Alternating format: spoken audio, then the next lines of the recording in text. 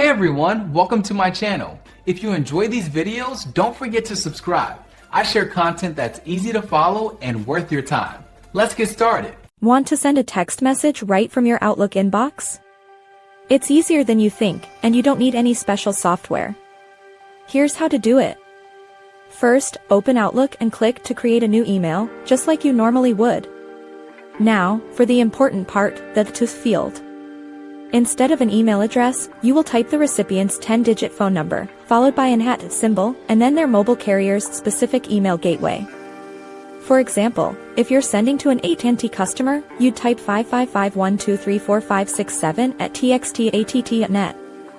For Verizon, use 55512345567 at text.com.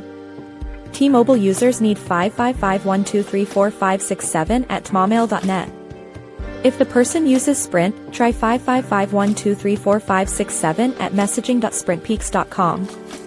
US Cellular works with 55512345567 at email.usp.net.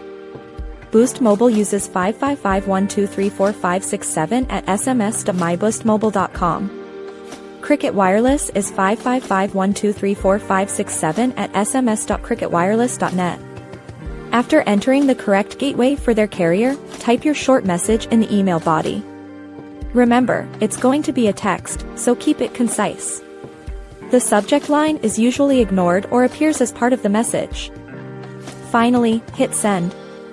Your email will convert into a text message and arrive on their phone. This method uses your email service to bridge the gap to their phone's text messaging. It's a handy trick for quick communication.